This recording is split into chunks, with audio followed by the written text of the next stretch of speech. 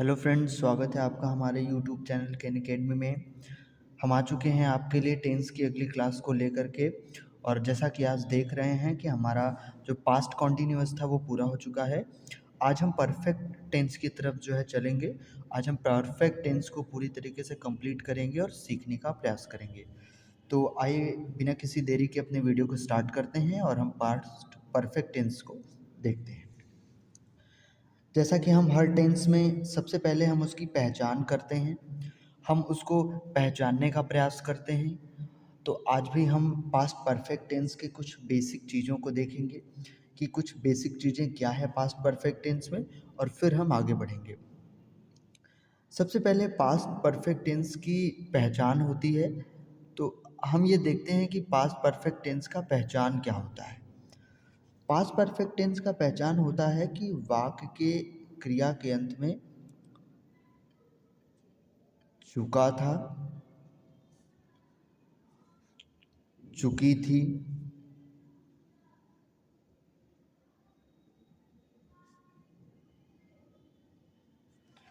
चुका था, चुकी थी, चुके थे, ये शब्द आते हैं तो पास्ट परफेक्ट टेंस होता है। अगर या था, ये थे, ई थी, ये शब्द भी अगर आते हैं तब भी जो है वो पास्ट परफेक्ट टेंस होता है। ये आपको ध्यान रखना है। ये दोनों पास्ट परफेक्ट टेंस का पहचान है कि अगर चुका था, चुकी थी, चुके थे आए तब भी है, याद था, ये थी, ये थे, ये आए तब भी है। अगर सिर्फ अकेले या यही आता है तो पास्ट इंडेफिनिट होता है। सिर्फ अकेले चुका है, चुकी है, चुके हैं आता है तो प्रेजेंट परफेक्ट होता है। लेकिन या यही है और था थे थी दोनों आए तो वो पास्ट परफेक्ट टेंस होता है। इस टेंस का जो हेल्पिंग वर्ब होता है वो होता है हैड। एक सिंपल हेल्पिंग वर्ब, और वो क्या है? हैड। हैड होता है इसका हेल्पिंग वर्ब। जैसे कि आप एक एग्जांपल ले सकते हैं यहाँ पर कि वे लोग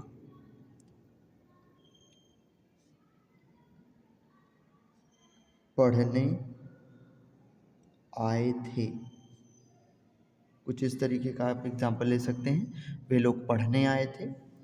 एक और आप एग्जांपल लिख लें, जैसे कि राम घर जा चुका था। तो या यही है, था थे थी है, चुका था है, दोनों पास्ट परफेक्ट है। कैसे बनेगा? सबसे पहले दे, हेल्पिंग वर्ब।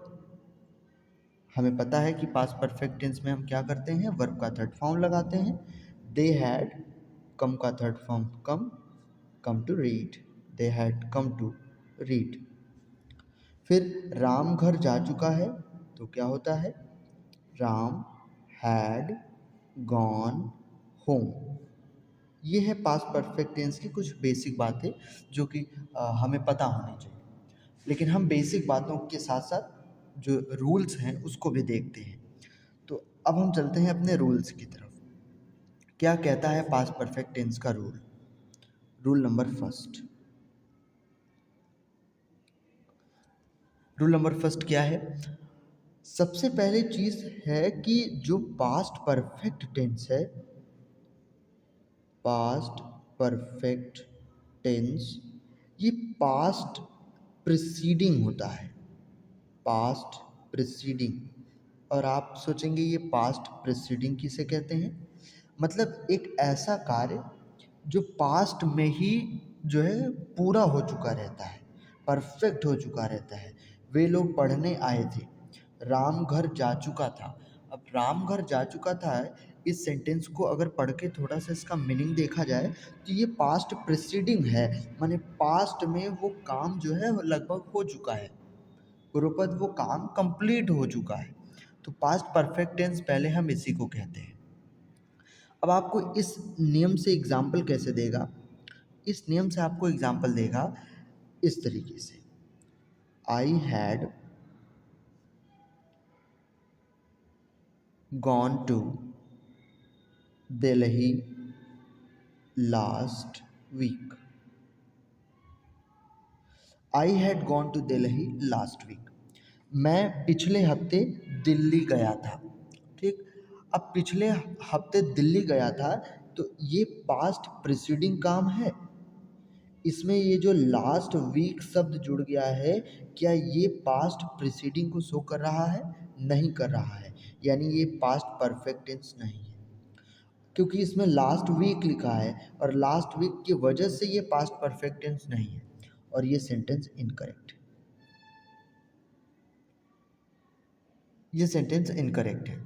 कहा इसमें यही कहा जाता है कि आपको अगर प्रीसीडिंग एक्शंस को दिखाना हो, फिर उसके बाद आपको सक्सीडिंग एक्शन करना हो, तो पहले हम क्या करते हैं, हम इस तरीके से जैसे अगर लिख दें कि I had gone to Delhi before before my father came. ऐसे वाक्य आप पास्ट परफेक्ट में देखे होंगे, राम के डॉक्टर के आने के पहले रोगी मर चुका था। तो ये कुछ इस टाइप का सेंट है। अगर बिफोर के पहले अगर इस काम को आप देखें और बिफोर के बाद वाले इस काम को देखें, I had gone to Delhi, मैं दिल्ली जा चुका था अपने पिताजी के आने के पहले। तो पिताजी का आना जो है ये प्रीसीडिंग काम नहीं है, ये प्रीसीडिंग एक्शन नहीं है। प्रीसीडिंग एक्शन ये वाला है, पास्ट प्रीसीडिंग है। हमेशा पास्ट प्रीसीडिंग जब होता है तभी पास्ट परफेक्ट होता है। लेकिन अगर last week, yesterday, sorry, last week, last month, ऐसी चीज़ें जो पास्ट प्रीसीडिंग को नहीं दिखा रही है, पूर्व में कंप्लीट काम को नहीं दिखा रही है, अगर वो पास्ट परफेक्ट के साथ होगा तो गलत। जैसे इस तरह का एग्जाम्पल आपके एग्जाम में आए तो गलत है, उसे आप जो है इस तरीके से लिखा हुआ देखें तो वो बिल्कुल सही होगा। ठीक। अब हम चलते हैं अपने अगले रूल्स पे, अगले पेज पर हम करेंगे काम को, यहाँ से करेंगे। आइए देखते हैं अगले पेज। हमारा अगला नियम क्या कहता है कि कुछ ऐसे भी चीज़ें हैं जो प्रीसीडिंग एक्शन को शो करती हैं, वो भी हम यहाँ पे देख लेते हैं। कौन कौन से ऐसे शब्द हैं, कौन कौन से ऐसे चीज़ हैं जो प्रीसीडिंग एक्शन को शो करती है। जैसे कि ऑलरेडी, ऑलरेडी, जैसे कि आप एट लिख सकते हैं। ऑलरेडी माने पहले से ही, एट माने फिर भी। उसके बाद फिर आप लिख सकते हैं जस्ट, रिसेंटली, रिसेंटली। ये सारी ऐसी चीज़ें हैं, उसमें आप बिफोर को ऐड कर सकते हैं, आफ्टर को ऐड कर सकते हैं। तो ये सारी ऐसी चीज़ें हैं जो कि प्रीसीडिंग एक्शन को शो करती है, प्रीसीडिंग एक्शन को दिखाती है। जैसे मान लेते हैं कि आपने किसी व्यक्ति से कहा कि मैं अभी जस्ट पहुंचा था, मैं जो है जस्ट वो काम किया, तो आपने ये शब्द जोड़ करके उस काम को प्रीसीडिंग एक्शन में डाल दिया, मतलब उस काम को आप पूर्ववत कार्य रूप में डाल दिए। और जब आप इस तरीके से डालते हैं तो वो पास्ट परफेक्ट बन जाता है, तब वो पास्ट इंडेफिनिट नहीं रह जाता। लेकिन आप अगर ऐसे कहें कि मैं वहाँ गया, जब मैं वहाँ गया आपने कहा, तो ये पास्ट इंडेफिनिट है, ये प्रीसीडिंग एक्शन नहीं था। लेकिन प्रीसीडिंग एक्शन वो बनता कब है, जब आप उसे कहते हैं कि मैं वहाँ गया था, मैं वहाँ गया और मैं वहाँ गया था। इन दोनों में यही प्रीसीडिंग एक्शन का थोड़ा सा डिफरेंट है, जिसे आपको ध्यान देना है। तो ये बहुत ही इंपॉर्टेंट नियम है, तो आप इसे ध्यान रखेंगे। जैसे इसका आप एग्जाम्पल लिख सकते हैं कि I had already, already taken breakfast. मैं जो है पहले से ही नाश्ता कर चुका हूँ। अब इस वाक्य में, और इस वाक्य को देखा जाए कि I already took my breakfast, I had already taken breakfast, मैंने पहले से ही ये नाश्ता कर लिया है। अब देखो ये जो पहले से ही शब्द है, माने बता रहा है कि प्रीसीडिंग एक्शन है, ये पूर्वपद काम है ये, तो इसलिए पास्ट परफेक्ट है ये। लेकिन आई ऑलरेडी टुक ब्रेकफास्ट, मैंने पहले ही नाश्ता किया, तो फिर ये क्या है, ये दूसरा सेंस दे रहा है, तो आपको ये ध्यान रखना है। अब हम आगे की तरफ चलते हैं। अगला जो हमारा नियम है, जैसे कि आपको ध्यान रखना है, रूल नंबर 2 क्या कहता है, पास्ट परफेक्ट टेंस कुछ वर्ड्स के साथ यूज होता है, उसे भी आपको याद रखना है। पास्ट परफेक्ट टेंस कुछ हमारे वर्ड्स के साथ यूज होता है, वो वर्ड्स क्या है,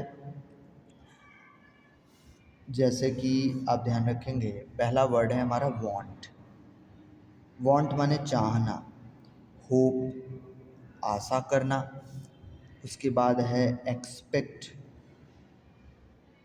फिर उसके बाद है थिंक,